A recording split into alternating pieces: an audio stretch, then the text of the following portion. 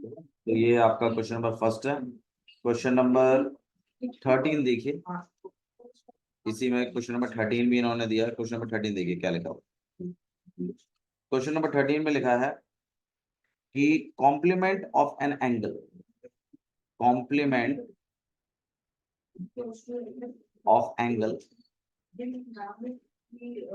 is equal to supplement, is equal to supplement of the thrice of it,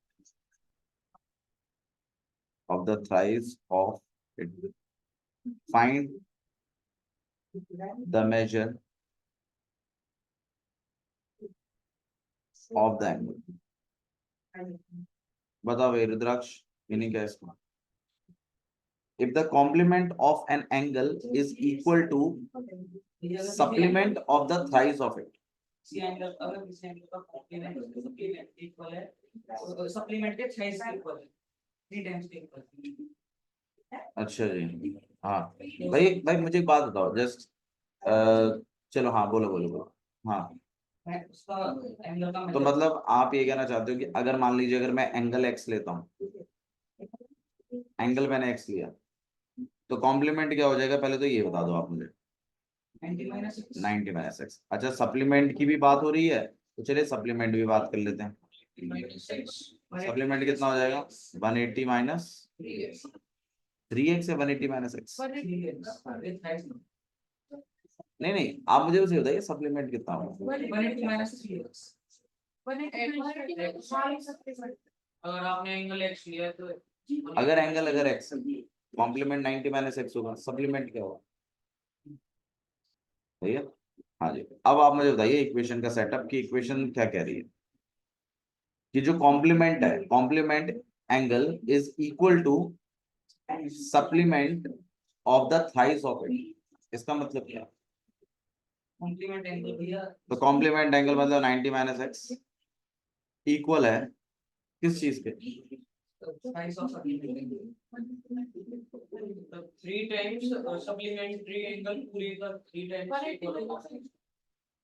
हाँ 3 × 180 minus x इसके equal होगा 90 minus. देखिए complementary angle is equal to supplement of the thrice of it. तो इसका मतलब है आपके पास जो कॉम्प्लीमेंट एंगल है वो आपके सप्लीमेंट्री एंगल के थाइस है। ठीक है, तो एक्चुअली में आप देखो 180 माइनस 3x से करते हैं, तो ये आपके पास कितना बन जाएगा? इस माइनस 3x को अगर आप वहां ले जाते हो तो ये कितना बन जाएगा आपके पास? 3x, और यहाँ पे 180 और यहाँ माइनस 90, ये कितना हो जाएगा आपके पास? 90। यहाँ कितना हो जाएगा? 2x। x कितना आ जाएगा? 90 अपॉन में 2, यहाँ 45, तो x कितना आ जाएगा आपके पास? भैया लिख तो ये रखा है कि सप्लीमेंट पूरे से देखिए ना भाई, सप्लीमेंट देखिए क्या लिखा है, complementary of an angle is equal to supplement of the thrice of it is equal to supplement. Naman थोड़ा सा धीरे बोल, नमन कह रहा हूँ Tanmay. Complementary angle is equal to supplement of the thrice of it is equal to supplement of thrice of it. Answer क्या है इसका? 45 है। Complement of an angle is equal to the supplement of the thrice of it. नहीं सही है, ये चीज वैसे सही लिखी है। तो दूसरी वाली इक्वेशन सेटअप करके देखते हैं एक बार, एक मिनट देख लेते हैं। 3 इंटू में तो यहाँ हो जाएगा 90 माइनस एक्स, और ये हो जाएगा आपके पास वैसे किसी एंगल का सप्लीमेंट चलो हो भी सकता है वैसे। चलो देखते हैं कितना हो जाएगा। यहाँ पे 540 और माइनस 3x, इस माइनस 3x को आपने वहां भेज दिया, नहीं यहाँ से नहीं है भाई, यही वाली बात बिल्कुल सही है। उसके सप्लीमेंट है लेकिन थ्राइस, मतलब उस एंगल का थ्राइस का सप्लीमेंट के इक्वल है।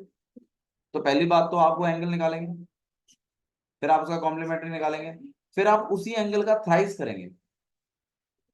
तो एंगल जब x है तो थ्राइस कितना हो जाएगा? 3x, और उसका सप्लीमेंट के इक्वल है। तो ऑब्वियस बात है 180 माइनस 3x। ये वाली इक्वेशन सही नहीं है। ठीक है, तो ये आपके पास है मामला, आपको ध्यान रखना इस तरीके से। हाँ, थोड़ा लैंग्वेज में उसने ट्विस्ट डाला है क्वेश्चन। इसके अलावा और कोई डाउट है तो बताइए। कौन सा? 14, देखिए भाई 14 क्वेश्चन क्या लिखा हुआ है। क्वेश्चन नंबर 14 में supplement of an angle is 3 times its complement. ये सिंपल शब्दों में है। हाँ जी, ये इन्होंने सीधी बात बोली है कि जो सप्लीमेंट एंगल है वो 3 टाइम्स है उसके कॉम्प्लीमेंट के। तो शुरुआत तो लिखेंगे कैसे, एंगल कितना हो जाएगा, X होगा एंगल एक्स, कॉम्प्लीमेंट कितना होगा, 90 minus 90 माइनस एक्स, सप्लीमेंट कितना होगा, supplement 180 minus X. बिल्कुल सही बात है, 180 माइनस एक्स। अब अकॉर्डिंग टू क्वेश्चन क्या है, 180 minus X is जो जो आपका सप्लीमेंट है वो 3 टाइम्स है उसके कॉम्प्लीमेंट के, मतलब 180 माइनस एक्स जो है वो 3 टाइम्स है उसके सप्लीमेंट, हाँ कॉम्प्लीमेंट। ये आपको सॉल्व करना है। यहाँ पे 180, यहाँ माइनस एक्स, यहाँ हो जाएगा आपके पास 170, माइनस 3x को आप वहाँ भेज देंगे, यहाँ हो जाएगा 3x माइनस एक्स, यहाँ 270 माइनस 180, यहाँ माइनस करेंगे कितना आ जाएगा आपके पास 90, यहाँ हो जाएगा 2x, x कितना आ जाएगा आपके पास, एंगल जो है आपके पास 40। ठीक है, इसके अलावा बताइए और कोई डाउट। इस तरीके से लगभग आपको क्वेश्चन नंबर 14 करना है। हाँ हाँ बताइए, अगर आपकी पहली वाली एक्सरसाइज में कोई डाउट है तो बताइए। 10.1 में कोई डाउट है किसी को भी, इसके अलावा जो हमें डाउट्स करे हैं बताइए।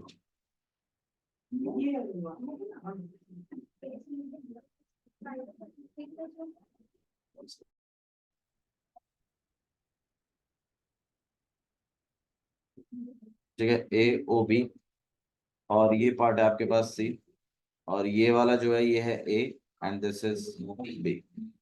अब आपसे क्वेश्चन है, इन्होंने बोला है कि angle AOC and angle BOC form a linear pair. ये बात उन्होंने खुद ही बता दी आपको, और साथ में एक इक्वेशन और दी है कि a-2b। तो मतलब कहीं ना कहीं गिवन पार्ट की अगर मैं बात करूं तो गिवन में उन्होंने लिखा है कि angle AOC plus angle BOC किसके इक्वल है, लीनियर पेयर है ना। मतलब एक काम करते हैं, इस तरीके से नहीं लिखेंगे इसको, जैसा लिखा है बिल्कुल वैसे ही लिखिए, AOC,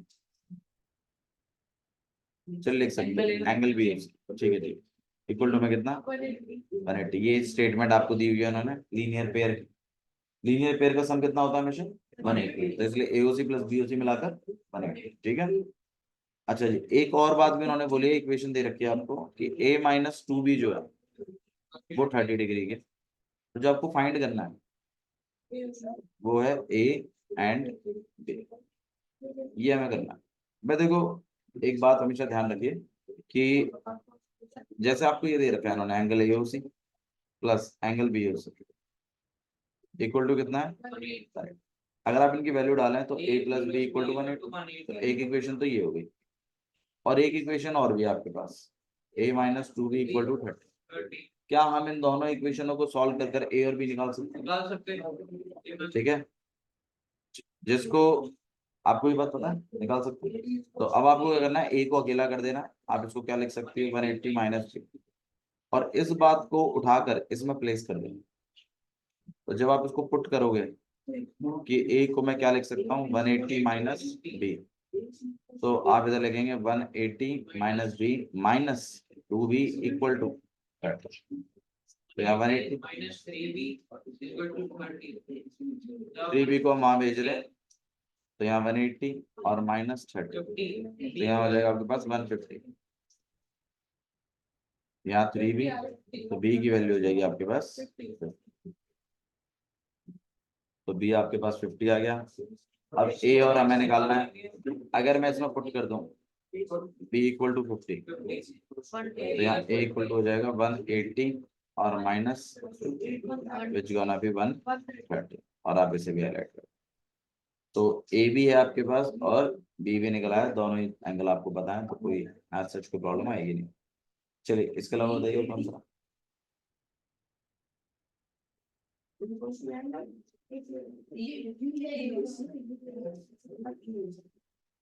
देखिए क्वेश्चन नंबर 18, पेज नंबर है 10.11, एक्सरसाइज वही है, question number 18। 10.47 AOF and FOG common linear pair. चलिए देखिए डायग्राम कुछ इस तरीके का है, ये इस तरीके से इन्होंने दिया हुआ है, यहाँ A है, ये O है और ये G है, ठीक है, और एक इस तरीके से बनाया। हाँ जी तन्मय,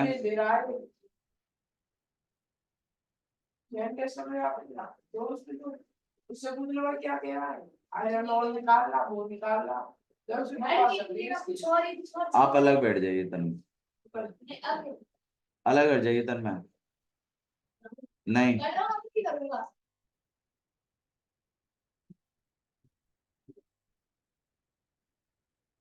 एक F है आपके पास और एक यहाँ E है। मैं आके चेक करूंगा इनको निपटाते ही, तो मैं कितने क्वेश्चंस करें आप लोगों ने। यहाँ पे आपके पास B है, ये C है और ये D है। तो इस तरीके से आपके पास कुछ एंगल्स हैं और ये दिया हुआ है कि आपको AOF मतलब ये वाला एंगल, ये पूरा ये वाला एंगल और ये वाला एंगल लीनियर पेयर बना रहे हैं, ऐसा बोला हुआ है। तो भाई बना ही रहे हैं लीनियर पेयर, ये पूरा एंगल और ये वाला एंगल मिलाकर क्या बना रहे हैं, लीनियर पेयर। स्ट्रेट एंगल, दो एंगल्स का प्लस यार। अच्छा ये पूरा ये है। गिवन की अगर हम बात करें तो आपको ये बोला हुआ है कि angle AOF plus angle GOF किसके इक्वल है, 180, लीनियर पेयर है, ऐसा बोला गया है क्वेश्चन। और एक बात और भी बोली है कि एंगल EOB इक्वल है 90 के, और एंगल FOC ये भी इक्वल है किसके, 90 के। तो EOB मतलब ये वाला एंगल, ये वाला एंगल 90, ठीक है। और एक एंगल है FOC, FOC मतलब ये वाला एंगल भी, ये वाला एंगल भी 90, ठीक है। अच्छा जी, अब नेक्स्ट देखिए क्या क्या पूछा आपसे। अच्छा एक और चीज भी दी हुई है, DOC,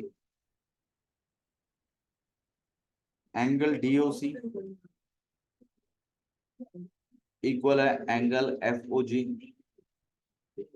और एंगल AOB, ये तीनों ही इक्वल है 30 डिग्री के, ऐसा बोला गया। तो DOC की बात करें तो DOC मतलब ये छोटा वाला एंगल,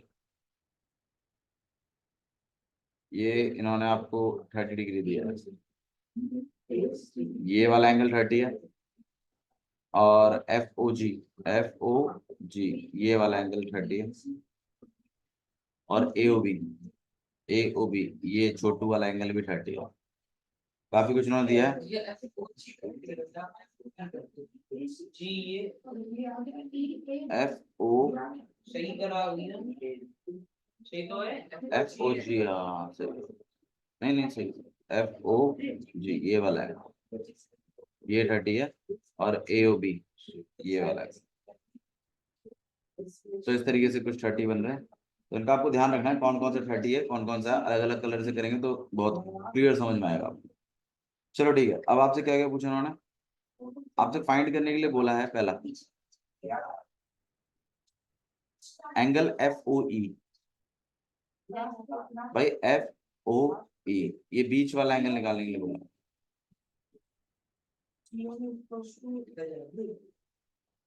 FOE ये बीच वाला एंगल, भाई यहाँ से लेके यहाँ तक पूरा 90 है। अच्छा जिसमें ये वाला पार्ट कितना है, 30 है। अच्छा चलो देखते हैं इसको कैसे। अगला पार्ट क्या है आपके पास, COB, और तीसरा पार्ट बोला है आपको DOE। भाई FOE ये बीच वाला एंगल निकालने के लिए आपसे बोला गया, और COB ये वाला एंगल भी पूछा गया, ये वाला पूछ रहे हैं, ये वाला पूछा है, और एक DOE पूछ रहा है। DOE, ये वाला एंगल।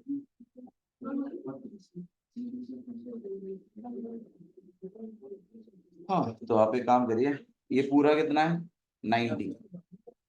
अच्छा जी, अच्छा ये वाला कितना है 30 ना, तो ये जो बाकी का पूरा बचा हुआ है ये कितना हो जाएगा? ये हो जाएगा 30 माइनस कर दो 180 से 150। ये पूरा कितना है 150। 150। ठीक है, अच्छा एक काम करते हैं, 150 में से ये 90 हटा देते हैं, है ना, ये वाला पार्ट। करा दिए भैया लो। कितना बच गया 60। 60 में से इस नीचे वाले पार्ट को हटा दो, हाँ, ये 30 कर दिया। 30। 31 तो ये जो निकल गया आपके पास, ये आ गया आपके पास, ये तो 30 है। अच्छा जी, ये पूरे 150 में से अगर मैं,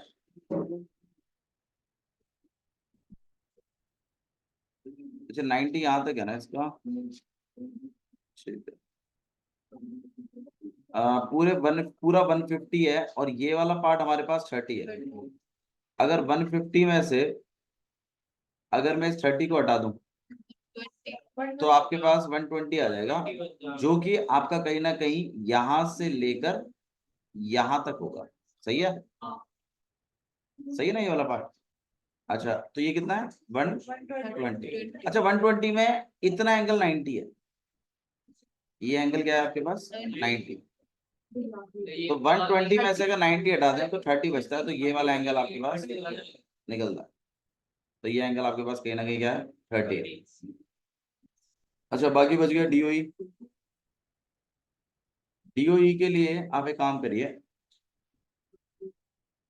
ये आप एंगल निकाल ही चुके हो भाई, ये वाला एंगल आपको पता है ये 30 है, ये वाला भी कितना है, इस पूरे 90 में से अगर आप इन दो 30s को निकाल दो तो आपके पास तीसरा एंगल भी आएगा, वो भी 30 आएगा।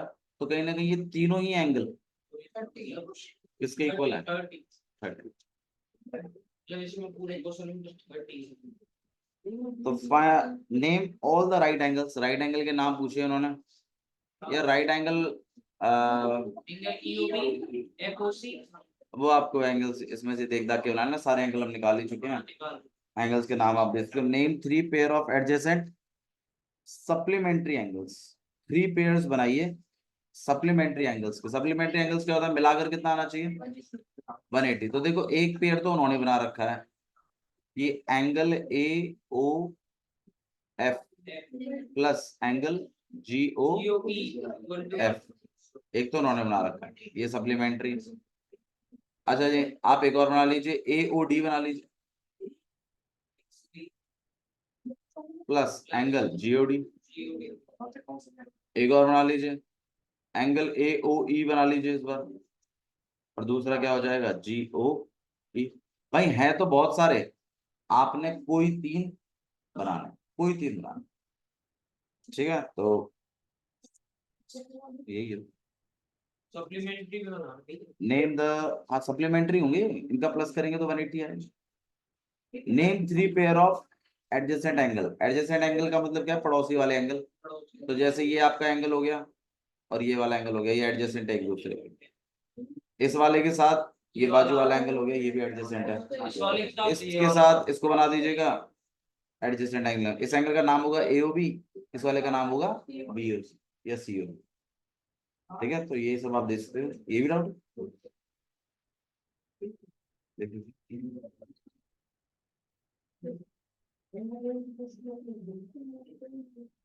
और बताइए।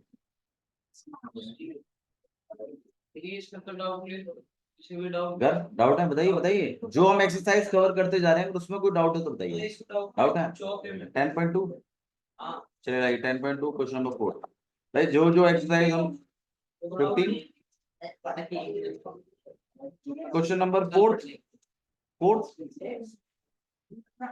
क्वेश्चन नंबर 4 में लिखा है कि रे इस तरीके से बना हुआ है डायग्राम। क्वेश्चन नंबर 4 था भाई, पेज नंबर 10.10। तो इधर है एक इस तरफ है, एक इधर है। तो यहाँ पे नाम A दिया है, ये B, यहाँ पे सी, यहाँ पे डी, और ये ई, और बीचों बीच ओ। इस तरीके से दिया हुआ है, बोला है at the common end point O show that angle AOB plus angle BOC, इन सबका प्लस भाई, AOB BOC COD DOE और EOA इक्वल टू में मिलाकर कितना है 360। ये क्या करना है आपको? शो करना 360 के सारे छोड़। अह,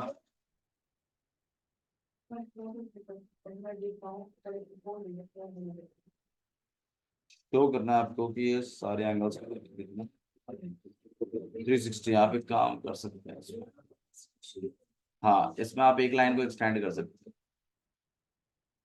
इस वाली लाइन, और आप कुछ इस तरीके से करोगे। हाँ, ये वाला एंगल प्लस ये एंगल और प्लस ये एंगल, 180 मतलब आप इसको ऐसे बुलवाओगे, ये angle AOB plus angle BOC, इसको एंगल 1 बना लीजिए, और इसको एंगल 2 प्लस एंगल 1 मिलाकर कितना, रीजन आप दे दोगे स्ट्रेट एंगल। नीचे वाले एंगल की बात करेंगे तो angle AOE plus angle DOE and plus angle 2 मिलाकर 180। इन दोनों को प्लस करा दीजिएगा, तो angle AOB plus angle BOC plus angle 1 plus angle AOE plus angle 2 plus angle DOE and plus angle 2 मिलाकर 360। अब एंगल 1 और एंगल 2 को प्लस कर लेंगे तो आपका एंगल और क्लियर हो जाएगा COD। बाकी सारे एंगल तो आप लिख ही रहे हो, AOB plus COB plus COD plus DOE and plus AOE मिलाकर ऐसा कुछ करना है, ठीक है। तो ये था आपके पास क्वेश्चन नंबर सीआरटी का है। NCERT का तो नहीं है, but POR ratio ROQ 5:7, find all the angles. भाई मुझे बताओ, अगर POR और ROQ इन दोनों का रेशियो अगर 5:7 है, तो मतलब ये 5x है और ये 7x। अब आप मुझे ये बता दीजिए, 5x और 7x को प्लस करूं तो 180 बनता है। 180 हो जाएगा। आपसे इन्होंने पूछा फाइंड ऑल द एंगल्स, ये सारे एंगल्स आपको बताना है। तो पहली बात तो ये 5x है तो ये भी कितना होगा 5x, ये 7x है तो ये भी 7x। 5x प्लस 7x मिलाएंगे तो 12x, और वो इक्वल होगा 180 के। रीजन होगा लीनियर पेयर। x को आप अकेला कर दोगे तो 12 1 12 और 12 5 60, तो x की वैल्यू 15। तो ये वाला जो एंगल है 15 7 105 और 15 5 75, तो ऐसे ये 105 होगा और ऐसे ये कुछ, ठीक है। इसके अलावा डाउट हो तो बताइए। ये एनसीईआरटी का है। ठीक है, और बताओ। बस इतनी ना, और इसको तो पूछ नहीं थे।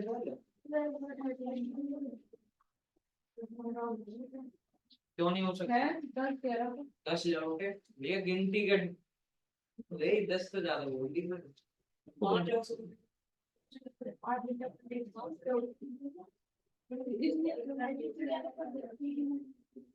क्या होगा? डाउट है।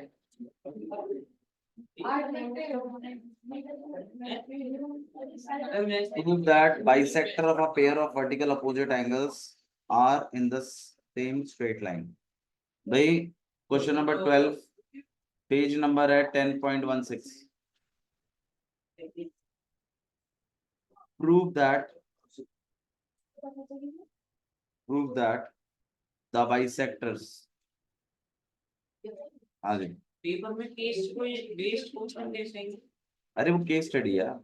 केस केस पढ़ के फिर उसके अंदर जवाब ढूंढना पड़ेगा। यस, उसके अंदर फिर भैया नया CID vertical opposite angles are in the same straight line.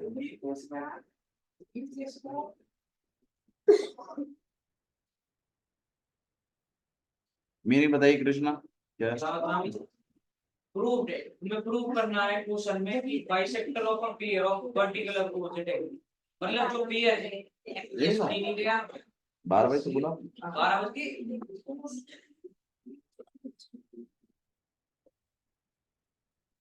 क्या होगा भैया? नेक्स्ट क्वेश्चन बताओ। ये क्वेश्चन भैया नंबर कौन बता रही है इसे? अरे ये इजी था थोड़ा सा, आपके लिए हमने थोड़ा टफनेस बढ़ाया। देखिए क्या पूछेगा? if two straight lines If two straight line intersect each other. if two straight lines intersect each other, चलिए दो स्ट्रेट लाइन है अगर इंटरसेक्ट कर रही हैं अच्छा कर रही है। prove that the ray opposite to the bisector of one of the angle। Prove that the ray of अब आपको प्रूव करना है कि ray opposite to the bisector of one of the angle thus formed bisects the vertical opposite angle। भाई अगर एक angle की अगर हम एक रे बनाएं जो कि बाइसेक्टर का काम कर रही है, जैसे कि EOD ले लिए, ये वाली लाइन अगर ये बाइसेक्टर का काम कर रही है तो इसका मतलब ये वाला एंगल और ये वाला एंगल आपस में इक्वल। आपको ये बताना है कि इसका जो एक्सटेंशन होगा दूसरी तरफ जैसे वो भी बाइसेक्ट करेगा। मतलब आपको कहीं ना कहीं ये प्रूव करना है कि एंगल 3 और एंगल 4 भी आपस में कैसे इक्वल है। हमें लास्ट प्रूव कर दिया। भाई देखो सुनो, बात बहुत सिंपल सी है, ये वाला एंगल और ये वाला एंगल आपस में कैसे हैं? इक्वल तो एंगल 1 किसके इक्वल है? एंगल 2 के। ये बात तो ये खुद ही कह रहे हैं। अच्छा जी, एंगल 1 और एंगल 4 क्या आपस में इक्वल होंगे? हाँ भैया वजह क्या होगी? वर्टिकली बोथ है। और एंगल 2 इक्वल होगा एंगल 3 के, इसका रीजन भी क्या होगा? अब इन तीन बातों से आप क्या समझते हैं कि एंगल 1 एंगल 2